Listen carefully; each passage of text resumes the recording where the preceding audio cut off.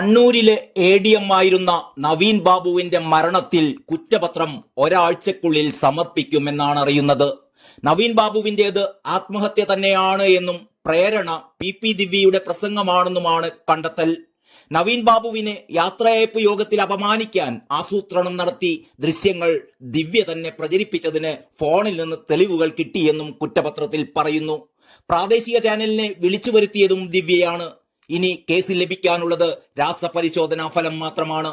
കേസിൽ 82 സാക്ഷികളാണുള്ളതെന്നും കുറ്റപത്രം വ്യക്തമാക്കുന്നു. അതേസമയം ഈ കേസിലെ നിർണായക വ്യക്തിയായ പെട്രോൾ പമ്പ് ഉടമയെന്ന് പറയപ്പെടുന്ന പ്രശാന്തിനെ ഈ കേസിൽ പ്രതിയാക്കിയിട്ടില്ല. ഇത് ഉന്നത തലത്തിൽ ഗൂഢാലോചന നടത്തിയവരെ രക്ഷിക്കാനുള്ള നീക്കത്തിന്റെ ഭാഗമാണ് എന്നാണ് സംശയിക്കപ്പെടുന്നത്. മുഖ്യമന്ത്രിയുടെ ഓഫീസിലേക്ക് വ്യാജ പരാതി നൽകിയതുൾപ്പെടെ വ്യാജ ഒപ്പിട്ടതുൾപ്പെടെ ഗുരുതരമായ തെളിവുകളാണ് ഇതിനകം പ്രശാന്തിനെതിരെ പുറത്തു വന്നിരുന്നത്.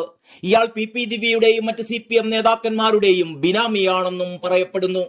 അതേസമയം ADM നവീൻ ബാബുവിന്റെ മരണത്തിൽ CBI അന്വേഷണം ആവശ്യപ്പെട്ടുകൊണ്ടുള്ള ഹർജി ഹൈക്കോടതി തള്ളിയിരുന്നു. നവീൻ ബാബുവിന്റെ കുടുംബം നൽകിയ ഹർജിയാണ് തള്ളിയത്.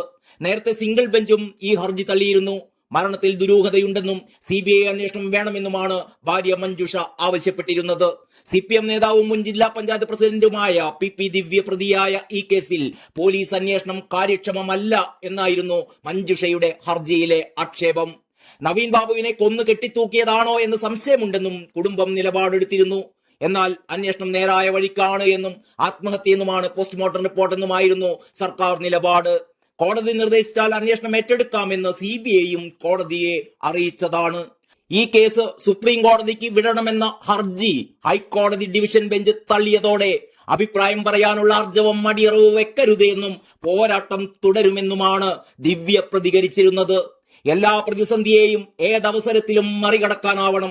അനീതി കൺകുളിർക്കെ കാണാനുള്ള കരുത്തും അഭിപ്രായം പറയാനുള്ള ആർജവവും അടിയറവ് വെക്കരുത്, പോരാട്ടം തുടരുക തന്നെ എന്നായിരുന്നു PP ദിവ്യയുടെ ആ ഫേസ്ബുക്ക് പോസ്റ്റ്.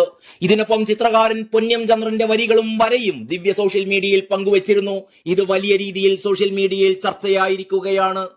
നവീൻ ബാബു തൂങ്ങി മരിച്ചു എന്ന് പറഞ്ഞാൽ വിശ്വസിക്കാൻ ബുദ്ധിമുട്ടുണ്ട് എന്നും കൊല നടത്തിയ ശേഷം കെട്ടിത്തൂക്കിയതെന്ന് സംശയിക്കുന്നു എന്നുമാണ് മഞ്ജുഷയുടെ ആരോപണം.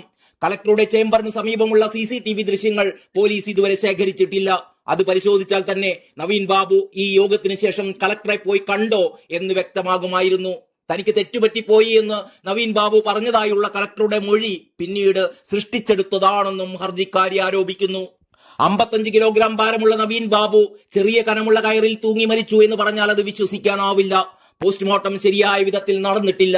പോസ്റ്റ്മോർട്ടത്തിൽ പല പ്രധാന വിവരങ്ങളും വിട്ടുകളഞ്ഞിരിക്കുകയാണ്. ഇൻക്വസ്റ്റിൽ കഴുത്തിൽ കണ്ടെത്തിയ പാട് പോസ്റ്റ്മോർട്ടം റിപ്പോർട്ടിലില്ല.